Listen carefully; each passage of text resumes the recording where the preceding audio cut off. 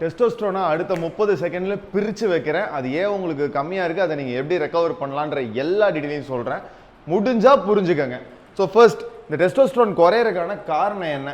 First விஷயம் sleep, stress.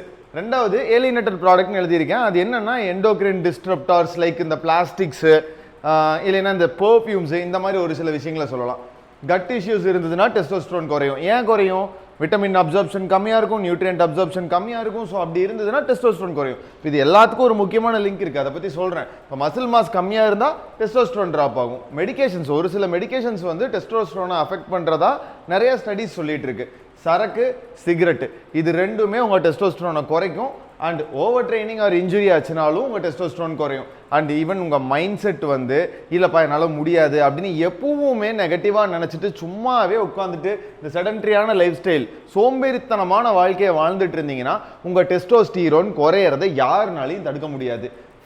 Fat இருந்ததுனாலும் குறையும், உங்கள் ஃபுட்டோட குவாலிட்டி சரியில்லைனாலும் குறையும். ஸோ இப்போ இது எல்லாமே ஏன் நடக்குது அப்படின்றத பற்றி சொல்கிறேன். எல்லாத்துக்கும் ஒரே அர்த்தம் தான். இப்போ நீங்கள் ஸ்மோக் பண்ணுறீங்க, இல்லை ஆல்கஹால் அடிக்கிறீங்க, ஓவர் ட்ரெயின் பண்ணுறீங்க, இன்ஜுரி ஆகுறீங்க, என்ன வேணால் இருந்துட்டு போட்டுமே. இப்போ இன்ஜுரி ஆகிடுச்சு, இல்லை தம் அடிக்கிறீங்க, அப்போ என்ன ஆகுது? லங்ஸ் இன்ஜூரி ஆகுது. ஆல்கஹால் அடிக்கிறீங்க, லிவர் அடி வாங்குது. இப்போ இதெல்லாம் ரெக்கவர் ஆகணும்ல. ரெக்கவர் ஆகிற வரைக்கும் உடம்பு சர்வைவல் மோடுக்கு போயிருங்க. ஸோ சர்வைவல் மோடில் இருக்க உடம்பு எப்படிங்க ஒரு ரீப்ரொடக்ஷன் ஹார்மோனை சீக்கிரமாக ரெடி பண்ணும், ஈஸியாக ரெடி பண்ணும்.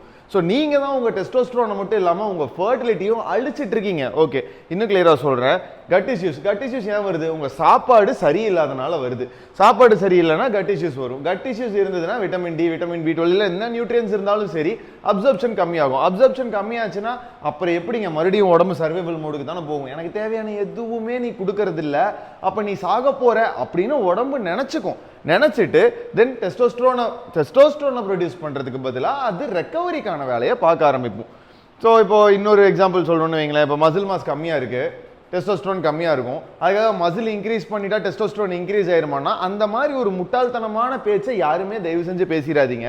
ஏன்னா டெஸ்டோஸ்டெரோனை இம்ப்ரூவ் பண்ணணும்னா ஃபர்ஸ்ட் உங்கள் ஃபுட் குவாலிட்டி ரெடி பண்ணணும். இதுக்கு ஒரு 3 pillar. Okay, first pillar food quality, second sleep, ஸ்ட்ரெஸ்லேயே இருந்தீங்கன்னா எப்போங்க ஒரு மனுஷன் ஸ்ட்ரெஸ் ஆவான்? ஒன்று சாகும்போது நம்ம செத்துருவோமோன்ற பயத்தில் ஸ்ட்ரெஸ் ஆவான்.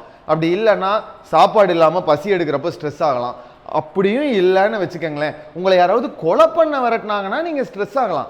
இது எதுவுமே இல்லாமல் சும்மாவே ஸ்ட்ரெஸ் ஆகிட்டு இருந்தீங்கன்னா, வேலை இருக்குதான், உலகத்தில் எல்லாருக்கும் வேலை இருக்குதான், இங்கே வேலை இல்லாதவன் எவனும் இல்லை.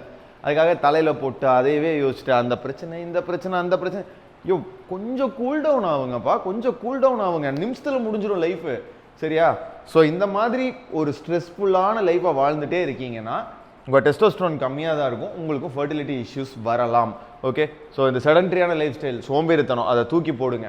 மைண்ட் செட்டை மாற்றுங்க. என்னால் முடியும்னு நினைங்க, செய்ய ஆரம்பிங்க. இப்போ சிம்பிள் மைண்ட் செட்டில் என்னடா மாற்றம் கொண்டு வர முடியும்னா, இப்போ என்னால் இதை பண்ணிட முடியும். இப்போ எதுனால ஒரு மனுஷன் ஸ்ட்ரெஸ் ஆகிறான், இதை எப்படி நான் பண்ண போகிறேன்ற பயத்தில் தான். ஃப்ரீயாக விடு, பண்ணிடலாம். அந்த மைண்ட் செட்டை கொண்டு வந்துட்டீங்கன்னா சடன்ட்ரியாக உட்கார மாட்டேன். என்னால் எப்படி முடியும்னு சொல்லிட்டு உட்காந்து சோம்பேறித்தனமாக நோண்டிகிட்டே இருக்க மாட்டேன். இறங்கி நீ வேலை செய்ய ஆரம்பிச்சிட்டினாலே ஸ்ட்ரெஸ்ஸு போயிடும்.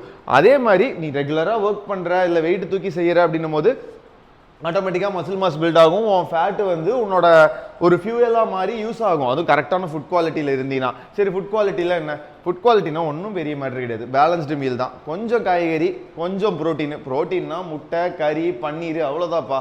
இப்போ பச்சை பயிர்கள் கூட நீ எடுத்துக்கலாம், சரியா, வீகனாக இருந்தீங்கன்னா. அண்ட் ஃபைனலி கார்பு, இவ்வளோதான் மேட்ரு. இந்த மாதிரி தட்டை 3ஆக பிரித்து நீட்டாக சாப்பிட ஆரம்பி. ஒழுங்காக தூங்க ஆரம்பிச்சிருவேன். இப்போ ஒழுங்காக சாப்பிட்ற, ஒழுங்காக வேலை செய்கிற, ஒரு மோட்டிவேஷனோடு இருக்கேன்னா நைட்டு தன்னால் தூக்கம் வந்துடும்பா. ஸோ ஸ்ட்ரெஸ்ஸும் காணாமல் போச்சு, தூக்கமும் ரெடி ஆகிடுச்சு, சாப்பாடும் ரெடி ஆகிடுச்சு, நீ மசில்ஸையும் பில்டு பண்ணிட்ட, கட் இஷ்யூஸும் போயிடுச்சு. இப்போ நீ ஒரு பிளட் ஒர்க் எடுத்துப்பாரு, உனக்கு என்ன பிரச்சனைன்னு எடுத்துப்பாரு. என்ன நியூட்ரிஷன் ஏதாவது இருக்கா, ஹாஸ்பிட்டலுக்கு போ, டாக்டர்கிட்ட கேளு, அவங்க எடுத்து தருவாங்க. நியூட்ரிஷன் டிப்ளீட் ஆயிருக்குன்னா டாக்டர்ஸ் கிட்ட கேளு, இதுக்கு நான் என்ன பண்ணலான்னு கேளு. ஃபுட்டில் எடுக்க முடியும்னா கொடுப்பாங்க, இல்லைன்னா சப்ளிமெண்ட் கொடுப்பாங்க, போட்டுட்டு ரெக்கவர் ஆகுங்க. ஸோ நீங்கள் எப்போ உடம்பு சர்வைவல் மோடை விட்டு வெளியே கொண்டு வரீங்களோ, ஓகே நம்ம உடம்பு நல்லா இருக்குது, நம்ம அடுத்து வந்து ரீப்ரொடக்ஷனை பற்றி யோசிப்போன்னு என்னைக்கு உடம்பு யோசிக்குதோ அன்னைக்கு தான் உங்கள் டெஸ்டோஸ்டிரோன் லெவல்ஸ் ஸ்கைராக்கெட் ஆகும். சும்மா வந்துட்டு நான் என்னென்னவோ பண்ணுறேன்னு சொல்லிட்டு தம்மை போட்டு தண்ணியை போட்டு அப்படியே ஆடிட்டு ஒர்க் அவுட் பண்ணுறேன்னு சொல்லி போட்டு ஓவர் ட்ரைனிங் பண்ணி இன்ஜுரி பண்ணிட்டு இதெல்லாம் பண்ணிட்டு இருந்தீங்கன்னா வேலைக்கே ஆகாது. ஸோ ஃபர்ஸ்ட் இந்த ஹேபிட்டையும் குறைச்சிக்கோங்க. தூக்கி வீசுங்கன்னு சொல்லலை, முடிஞ்சால் தூக்கி வீசிடுங்க. மெடிகேஷன்ஸ் வந்து ஒன்றும் பண்ண முடியாது, டாக்டர்ஸ் கொடுக்குறாங்கன்னா. ஆனால் இது ஒரு முக்கியமான காரணமாக இருக்க போகிறதில்ல. மசில் மாஸ் இது நீங்கள் ஒர்க் பண்ணாமல் கிடைக்க போகிறதில்ல. ஃபேட் லாஸ் இதுவும் நீங்கள் ஒர்க் பண்ணாமல் நடக்க போகிறதில்ல. ஃபுட்டு குவாலிட்டி இல்லைனாலுமே இது ரெண்டும் நடக்க போகிறது கிடையாது. அண்ட் ஃபைனலி இது மூணுமே லிங்க்டு தான். இப்போ இது மூணும் லிங்க் ஆனால் தான் இப்போ நீங்கள் ஒர்க் பண்ணுறீங்க அப்படின்னும் போது, சாப்பிட்றீங்கன்னும் போது சடன்ட்ரி லைஃப் ஸ்டைல் ஆட்டோமேட்டிக்காக காணாமல் போயிடும். அண்ட் ரெகுலராக ஒர்க் பண்ணிகிட்டே இருந்தீங்கன்னா மைண்ட் செட்டில் வந்து எந்த கன்ஃபியூஷன் இருக்காது, மைண்ட் செட் ரெடி ஆகிடும்.